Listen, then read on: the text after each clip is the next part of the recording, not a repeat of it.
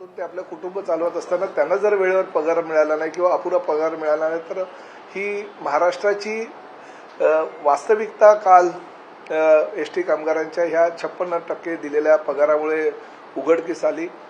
त्यानंतर ताबडतोब मी राज्याचे उपमुख्यमंत्री एकनाथ शिंदे साहेबांशी आणि सर्व संबंधित लोकांशी बोललो आणि एकनाथ शिंदे साहेबांनी वित्त खात्याच्या प्रधान सचिवांशी चर्चा करून हा पगार मंगळवारपर्यंत देण्याचं त्यांनी कबूल केले। परंतु शेवटी हा ह्या महिन्याचा निर्णय झालेला आहे। सातत्याने जर असे प्रश्न निर्माण होतील तर तेही योग्य नाही।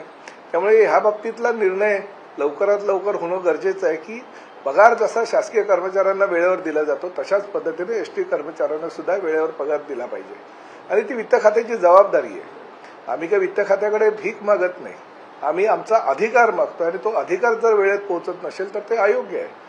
यापूर्वी सुद्धा मी वित्त खात्याच्या अधिकाऱ्यांशी बोललो होतो की आमची जी मागणी आहे ती मागणी काही आम्ही अवास्तव मागणी करत नाही, वाढीव मागणी काही करत नाही, जे स्वतःचं आमचं आहे तेच आम्हाला द्या अशी आम्ही मागणी करत असताना ती जर वेळेवर पोहोचत नसेल तर शोकांतिका। आणि त्यात प्रामुख्याने अतिशय महत्त्वाची गोष्ट मला या ठिकाणी सांगायची आहे की आमच्या डिपार्टमेंटकडनं गेलेली फाईल वित्त खात्याच्या अधिकाऱ्यांकडनं परस्पर आमच्या डिपार्टमेंटकडे पाठवली जाते, वित्त खात्याच्या मंत्र्यांकडे सुद्धा पाठवली जात नाही। ही शोकांतिका आहे, तसं होता कामा नये।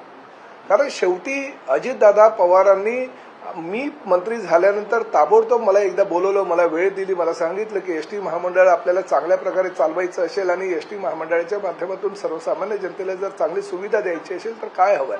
आणि पहिलं सर्वप्रथम मी सांगितलं की ह्या जुन्या 12,400 बसेस आहेत, त्यांची अवस्था अतिशय वाईट आहे, त्या सगळ्या कोलॅप्स झालेल्या आहेत, कधी त्या स्क्रॅप कराव्या लागतील।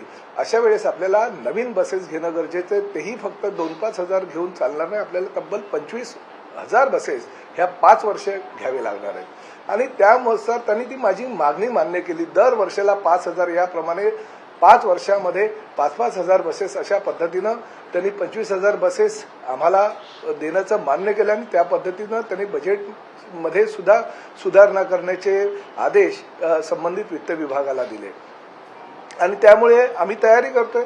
पुढल्या वर्षापासून आम्ही तयारी किती आमच्या एसी बसेस लागतील, किती नॉन एसी बसेस लागतील आणि किंबहुना 200 बसेस तर आम्ही ओलवोच सुद्धा घेण्याचं ठरवलंय, जेणेकरून चांगल्या प्रकारचे कर्नाटक पॅटर्नचे स्लीपर कोच सुद्धा आम्ही सर्वसामान्य जनतेला जे लॉंग रूटचे लोक आहेत त्यांना देण्याचा प्रयत्न करतोय। आणि असं असताना आमचे जे एसटीचे कर्मचारी आहेत त्यांना मात्र पगार वेळेवर मिळाला पाहिजे।